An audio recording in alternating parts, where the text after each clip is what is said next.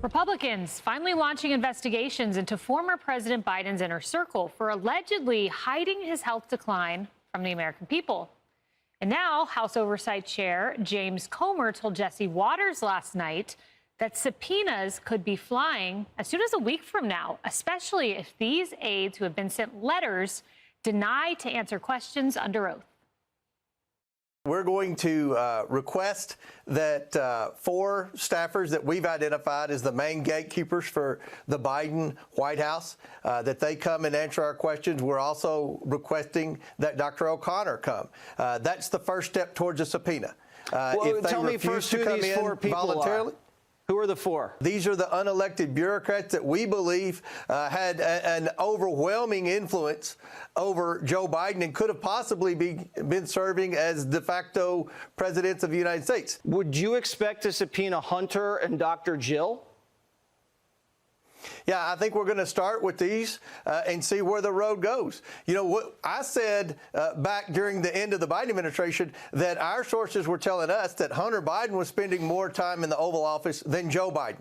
Wow. I said on some shows that Hunter Biden was essentially the de facto chief of staff. This is a huge problem, and I think that every American deserves answers, and we're going to bring every single person that was involved in this cover-up in front of Congress and ask them all the questions that the American people deserve to have answers for. When do you expect these subpoenas to go out? Well, the letters have already gone out to the staffers as well as Dr. O'Connor. So if we don't hear anything from them in a week, then I would expect to start seeing subpoenas. Hello, everyone. This is a special edition of Outnumbered. I'm Kayleigh McEnany here with my co-host Harris Faulkner, along with Tomi Lahren, Fox News contributor and host of Tomi Lahren is Fearless on Outkick and FoxNews.com. And joining us on the couch for the very first time on this Friday, Alicia Acuna, Fox News senior correspondent, excited to have her, and David Asman, Fox Business anchor. You know, Tomi, we didn't hear the names from James Comer, but now we know the names of people who have received letters, and so we will name them here. Anthony Bernal, who was the top watchdog, essentially, for Jill Biden. You have Annie Tomasini, she was the head of Oval Office operations, her deputy, Ashley Williams, Kevin O'Connor, the doctor, and then Neera Tanden, who was the head of Domestic Policy Council. Those are the names. So these are people who, some of whom are alleged to have cocooned the president. Nice letters and kind requests to come to Congress might work, but a prediction I have is that subpoenas will be necessary and probably in short order. Kayleigh, Republicans are just too nice. They send a letter and they wait for a response. Democrats don't operate like that. Democrats are cutthroat. If they want something, they go after it. Republicans would be smart to maybe follow that example, especially when it comes to something as important as this. I understand the investigation fatigue. I think a lot of Americans, they want to see accountability, but sometimes when you have the investigations on top of investigations, people go, all right, just move on already, fix the economy. However, this is so important because this can never be allowed to happen again. We were lied to. This was a big lie. There are many, and they're just piling up and piling up and piling up that we're probably never going to get answers to. COVID is one of them, but also the Biden decline. There has to be accountability here. And those that cocooned the president, and that's a great use of the term, by the way, because I feel like we were watching the movie Cocoon for the last 5 years. For those who are unfamiliar with that movie, take a look at it. You'll know what I'm talking about. But there has to be accountability. Republicans, if you want to go down this road, go the distance. Don't walk and just prance down the road. You got to run down the road. You got to run down the road. That's well said. And I love that you mentioned investigation fatigue, because that's certainly true. There are a lot of Americans who say, you know, just focus on inflation. I get that. But the more I look into this and the more I see the Biden connection to policy and what happened to you, that's why it matters. Harris, this anecdote that I found in this Alex Thompson book, there was an immigration meeting that took place, and I believe it was in 2022. So the administration had at one point considered cracking down on the border, apparently. They decided not to do that. No one knew what happened to the plan, who changed the plan. Well, one cabinet secretary present at that meeting where Biden apparently had, quote, a glitch, believed that Biden's limitations had given his aides more power to steer the administration. If you had, this is a direct quote from a former cabinet member, if you had a 20 years younger Joe Biden, I think he would have been more on top of the issue of immigration and what was going on, the cabinet secretary said. Well, 11 million people got into the country. Young women lost their lives. And we could have used a 20-something younger Joe Biden or someone who could do the job. When are we going to get to the word complicity here? Because if you are a cabinet secretary, you actually had to get confirmed. It's not like some official that just came out of the woodworks who was like the secretary of the office taking notes and answering phones. You're a cabinet secretary, and you're making the determination that perhaps that person shouldn't be in that position at that moment. Now, look, did I anticipate ever that liberals would 25th Amendment this guy? No, because they didn't want that power wrested from their hands. But I do think that if it was infecting policy, there are probably some foreign leaders, and who's traveling the world making friends more than anybody? President Trump. I bet there's some foreign leaders who have a few things to say about the condition of Joe Biden and what perhaps may have been put into play or stymied because he was deficient. And probably we could learn about a few people behind the scenes. I don't know if auto pen even applies. They were doing some stuff. Obviously, the country didn't stop. It just didn't go the way that Americans wanted, which we found out on November 5th. So I have a whole lot of curiosity about this word complicity and why we aren't using that more. When we talk about those around him, it was more than just 5 people. Now we know of a cabinet secretary. Who else saw that he was deficient in ways to run the country? Not the next 4 years, but presently during the last 4. Yep. Well, here's another name, Senator Mark Warner. He was chair of still is House Select Committee on Intelligence, now obviously no longer in leadership because Republicans took over. But here's what he said after the release of 11 from Guantanamo. He talked to President Biden. He expressed his concerns about releasing these individuals from Guantanamo, and he walked away with a brand new worry. And it wasn't about the release of these individuals. Here was his new worry. Biden seemed oblivious to concerns that Warner thought were rather obvious. The president was clearly not up to speed on this. Warner wondered how much of this was related to the president's aging issues, which he had felt had become visible to all who watched. So now we've moved from immigration. We've brought you over to releasing people from Guantanamo and a senator who was named in this book who had concerns. And on this Memorial Day weekend, as we begin the Memorial Day weekend and honor those who sacrificed so much for us, just imagine being one of those generals who was advising the president on the Afghan withdrawal and realizing and recognizing, in fact, they've all said it, even ones that were very close to Biden and that didn't like Trump, like Milley, like General Milley, has said publicly that the advice they gave him directly contradicted what he ended up doing that may have put our troops at risk. And of course, 13 of our brave troops died during that withdrawal, partly because of terrible things that were going on in terms of security, in terms of leaving the Bagram Air Base before the civilians had gotten out, which is exactly the opposite of what the advice that all of those generals were giving him. And then watching, as you say, Mr. President, we think you should do this. We don't think you should do what you're planning to do. And then they see Hunter Biden walking out of the Oval Office. You know, what kind of, I mean, honestly, I wonder why and how these people were able to stay in that position, knowing what was happening. They knew that he was not only incapable, but was literally putting our troops at risk, putting their lives at risk, 13 of whom, by the way, did pass away as a result of that horrible explosion, not to mention the hundreds of Afghans. President Trump has said, you know, yes, it was a horrible thing that our troops died, but don't forget there were also hundreds of Afghans that died in that, too. So, no, this was a horrible, horrible situation. It should not have happened. Alicia, and it could have happened with just a few people knowing, you know, having worked in the West Wing and then also at the RNC and also on a presidential campaign. I can tell you this much. There's a very good chance people at the DNC didn't know what was going on. I didn't really know much of what was going on in the West Wing when I was at the RNC. Same at the campaign. You could cocoon the president with about 10 to 15 people knowing. Right. And we need to figure out who those people are and get answers from them, one of whom is Jill Biden, who apparently after the 2-hour press conference in January of 2022, when Biden walked out, she ran up to Jen Psaki in Cape Bedingfield and said, "Why didn't you guys stop that? Where were you?" And it just occurred to me then, you know, I just can't imagine a scenario where the First Lady, Melania Trump, would have run up to me after a Trump press conference and said, "Why didn't you stop him?" That is highly unusual behavior from a First Lady. No, it's incredibly striking. And all of the information that we've received out of this book, everything that we've learned, I just keep coming back to Jill and Hunter Biden because they were the closest to the president at the time. They knew it was at risk. They knew the situation that we were dealing with. And also, can I add, Anthony Bernal, the Jill Biden senior advisor, because he wielded her name, Jill Biden, like a weapon. If he wanted to get something done that other staffers found questionable because they were watching a diminishing president at work, he would shut it down with her name. And can I just add, the day after the debate, the disastrous debate, we know that the family got together and they were trying to decide what to do. And they were doubling down. And it was described in the book that Hunter Biden was almost, quote, manic about his father staying in because it was the family against the world. No mention about the United States and America and what was best for the people who live here. I mean, how is it that we're finding all this out now from a bunch of books where people's only intent is to make some money? Are we in doubt about that? Because if they wanted us to know the truth, they could have shared it contemporaneously, but now they're cashing in. Yep, now they're cashing in, and we learned the truth. Thanks, press. All right, Sandra, now to growing questions about former President Biden's health during his time in the White House as president.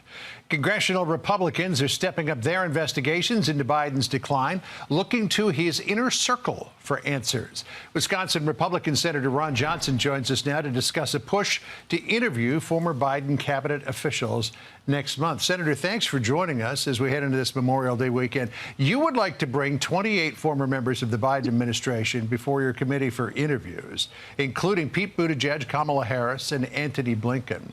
And as we consider that, let's consider what the White House physician, Dr. Kevin O'Connor, said about Biden back on February the 28th of last year. He said, quote, President Biden is a healthy, active, robust 81-year-old male who remains fit to successfully execute the duties of the presidency, to include those as chief executive, head of state, and commander-in-chief. Clearly, there are big questions about that and other statements. What, Senator, do you want to know? Well, and clearly they were lying to us. Listen, I think the American people deserve to know exactly what was happening, who's calling the shots, who's using the auto pen. Right now, we've invited 28 former administration officials, people that should have had, if not daily, but very frequent access to President Biden.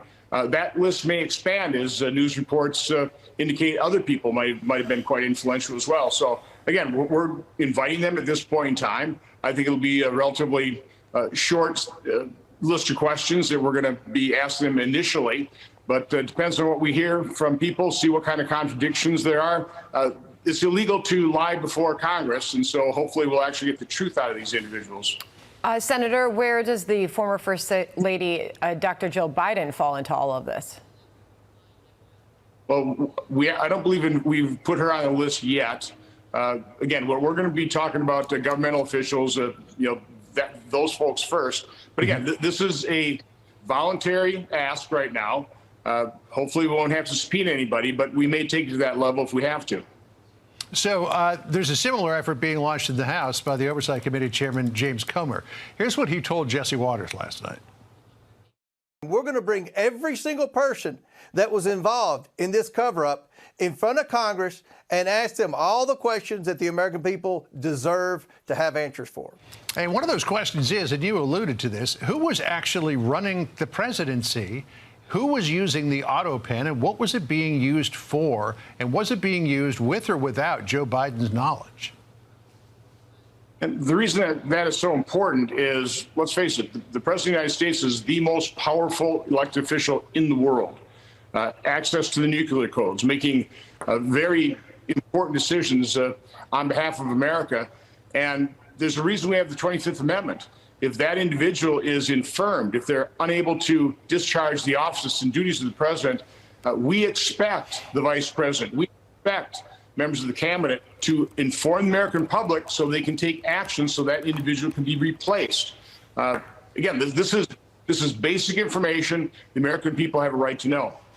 Okay, so Senator Ron Johnson, I want to ask you about the one big, beautiful bill as we continue to hear Democrats speak out against it, although it was able to pass in the House. Barack Obama takes it on in a new post on X, saying this: right now, Republicans in Congress are trying to push through a bill that would put millions of Americans at risk of losing their health care. They want to cut federal funding for Medicaid, take away tax credits that help more people afford coverage, and raise costs for working class families. Senator, where do you stand on this, as now the Senate is next? Well, first of all, understand that President Trump is trying to clean up the mess left behind by Democrats and President Biden. You know, it was President Biden who went on a spending spree after COVID. You know, listen, during COVID 2020, we had to do something. We had to, calm the markets. We had to do something fast. We had to do something massive so that markets wouldn't collapse. But by 2021, we had already flooded the economy with trillions of dollars. We didn't need to add fuel to the flame. And I always use the analogy. There's not an American family, if they had an illness, like we had a pandemic in 2020, that family, and they had to borrow $50,000 to pay for medical bills. If that family member got well, or if the pandemic ended, would keep borrowing $50,000 and keep spending at that level. But that's exactly what President Biden and Democrats did for 4 years. So now our debt and deficit has exploded when it shouldn't have. We should have already returned to a reasonable pre-pandemic level. Okay. And now that we're spending more than $7 trillion, it's hard to get back down to that level. So, but you have said, Senator, that the current bill as passed by the House is unacceptable because of what it does to the debt. So what is this bill going to look like by the time it gets through the Senate? Well, that I can't predict. Again, I think the House, I sympathize with how difficult this process is. But what I've been suggesting is you have to go line by line through the federal budget. That's going to take time. We're not giving ourselves enough time. We have to focus on the real numbers. All you heard in the House was $1.5 trillion. Sounds like a lot, but it's meager in compared to the $89 trillion we're going to be spending over the next 10 years and the $22 trillion we're going to add to the debt. Their bill, I believe, actually adds to that $22 trillion. Again, that's averaging $2.2 trillion a year deficit. That's completely unacceptable. That's why I'm saying it's inadequate. Okay, so safe to say that you would not support it in its current form that it passed through the House. Correct. I think we really have to take a two-step process here to give ourselves the time to go line by line. They're doing it the old-fashioned way, exempt most spending, look at a couple programs, tweak them, have the savings in the out years, have some fake savings. Yeah, there's some good work in there. There's no doubt about it. It's tough, but we need the time, and we need presidential leadership to get on board with returning to a reasonable pre-pandemic level spending. That's probably for next year no more than $6.5 trillion. Right now, we're on track to be over $7 trillion. That's completely unacceptable. All right, Senator. We'll see how it goes. We hope you have a good Memorial Day there in Wisconsin. Good to have you back in front of the hearth again, Senator. Appreciate it. All right, let's bring in Media Buzz host Howie Kurtz now. Howie, there's two elements here, right? There's the alleged cover-up by officials close to the president, and then there's the alleged cover-up by the media, including some pretty hard-hitting journalists. Which is more problematic? Well, I'm going to drop the alleged right now and say, as those clips show, that Karine Jean-Pierre, look, she obviously was set out to deliver the talking points, but she did far more than that. I mean, she would mock and ridicule and act all offended when reporters would understandably ask questions about what was obvious to anybody with functioning eyes and ears, and that was that the president was in declining in terms of his mental acuity. And she would make these absurd statements about, I can't even keep up with him, this when he was 80 or 81. And I think by doing that, this was unadulterated hogwash. She was part of the deception, and I think it's cost her a lot in terms of her reputation. I just asked Antonio, I'm going to ask you, playing devil's advocate here, isn't that her job, to cover up unsavory truths? Or maybe not to cover them up, but to whitewash or obstruct that from sort of becoming public?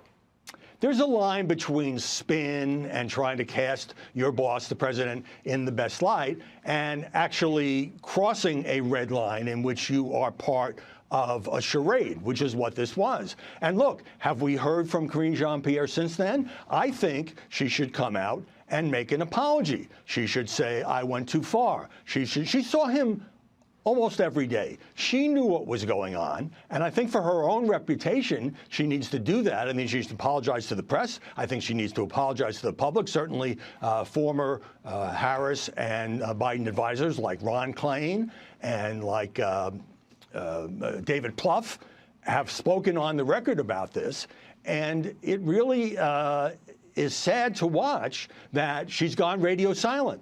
You can't find her. She hasn't said a word. We have to send a search party out. And I think that to salvage her own reputation, she ought to acknowledge that she went too far, that the guy who was 80 or 81, and this is a woman, by the way, who ran miles every day, and to say, well, I just couldn't keep up with him, I think right now looks awful. Howie, I'm going to let you go, but we're going to be watching you this weekend on Sunday on Media Buzz. Thanks for taking time with us. Thanks, Jillian. Yeah, the Democrats sure wish we'd stop talking about all the devastating Joe Biden cover-up headlines. Well, too bad. One of the Obama bros is now admitting that he soft-pedaled concerns about our geriatric former president, and here's why. I remember feeling, I want to talk about this as a huge liability. I want to talk about this as something Joe Biden can overcome.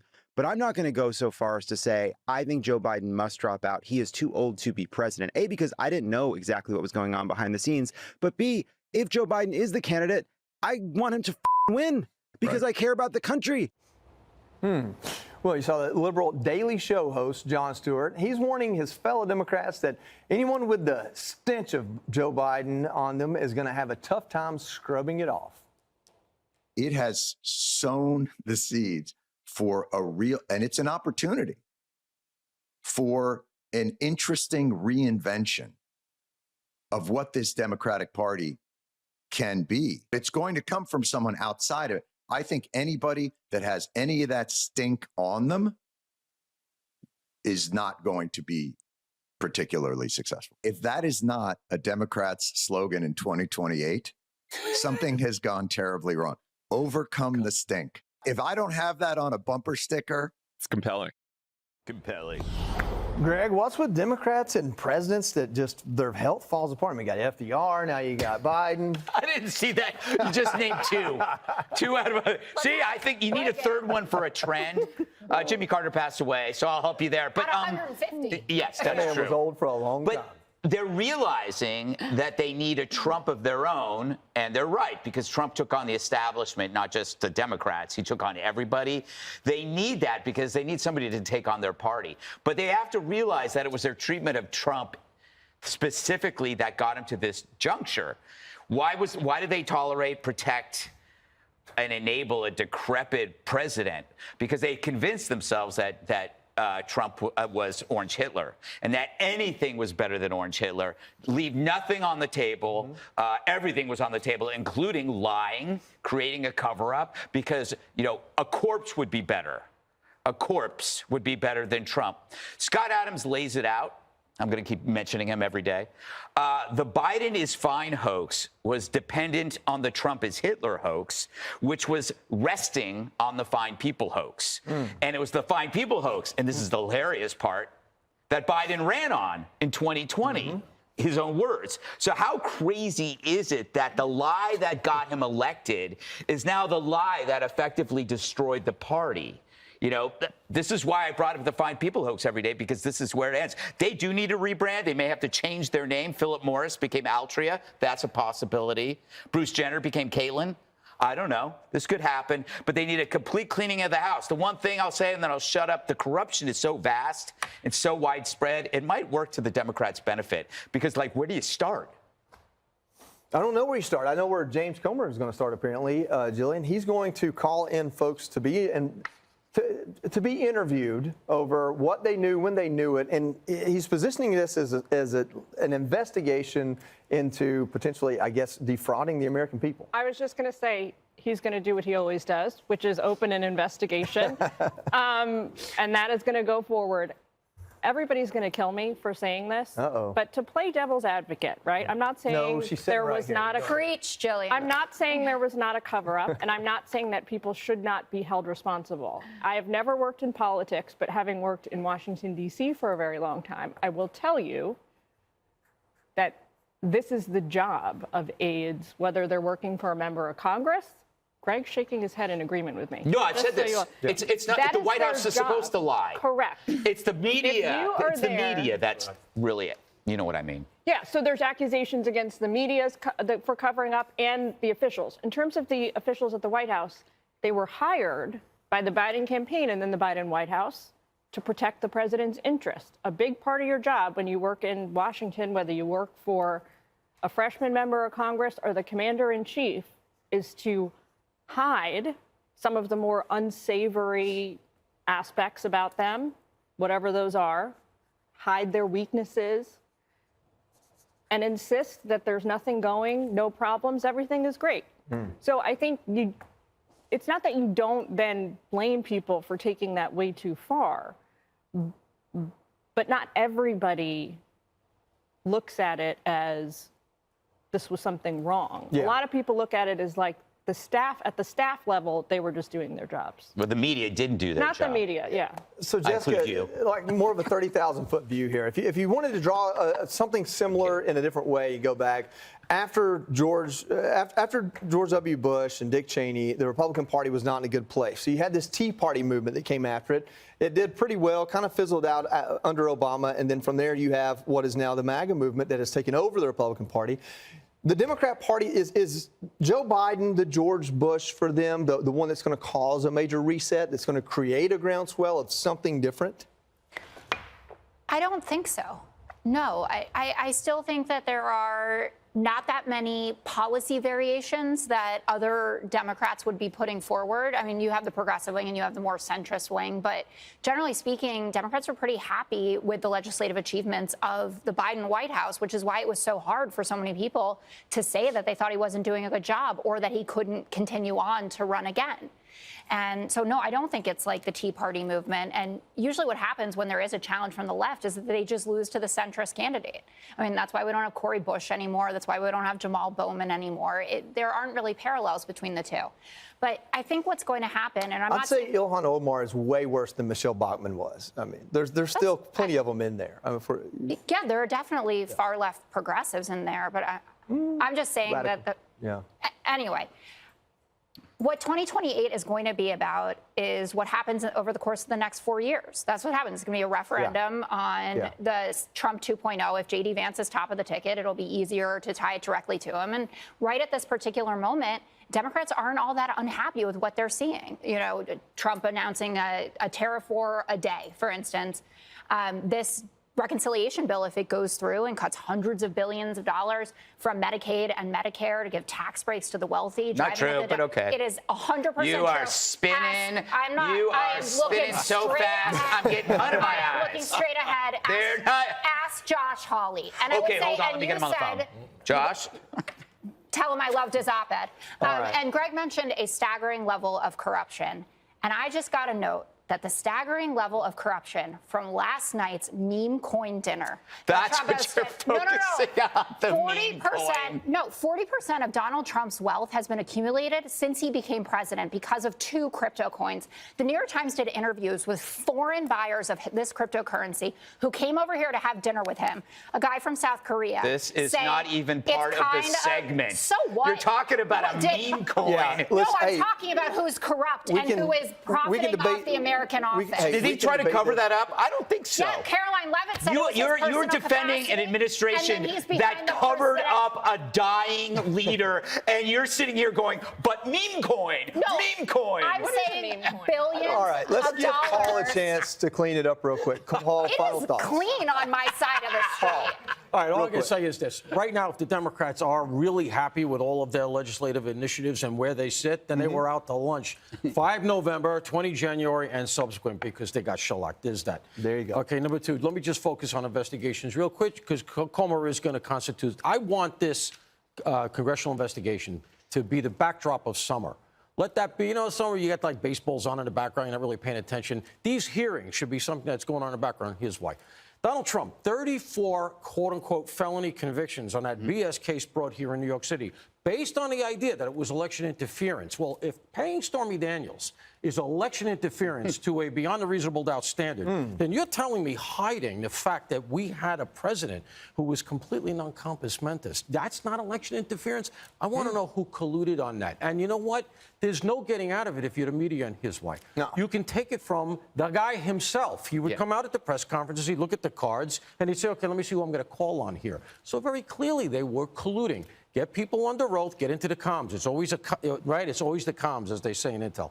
Get into those communications. Find out who's talking to. Remember Donna Brazil gave you the questions to Hillary Clinton? Yeah. Find out if that kind of stuff went on. Find out who was involved. And you can, even if it doesn't have to be arrests, but put the sunlight on it because the entire media needs an enema. So what Donald Trump said, he said, clean it up real good. All right, up next, the loser Chicago mayor with a 7% approval rating is calling President Trump a monster.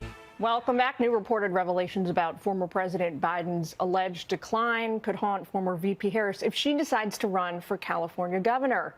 One Democrat who is running, former LA Mayor Antonio Villaraigosa, telling Politico today, quote, those who were complicit in the cover-up should take responsibility for the part they played in this debacle, hold themselves accountable, and apologize to the American people. Well, Antonio Villaraigosa joins me now. One of the ironies here, Antonio, is that should former VP Kamala Harris never run for the presidency in light of the very sad news about former President Biden's cancer diagnosis, is that she may very well be, serving in an actual capacity as some kind of an acting president now while Biden undergoes treatment, had she never run herself for president. Well, first of all, thank you, Jillian, for having me on the show. Look, I think this book, Original Sin, as I heard Jon Stewart say, has really divulged a complicit, conspiracy, if you will, to keep from the American public the deteriorating condition of President Biden. These are people all around, a coterie of assistants and advisors, seemingly a vice president who had lunch with him on a regular basis, a cabinet member who was participating in those cabinets, whose name was confused, Becerra instead of Becerra, Mayorkas.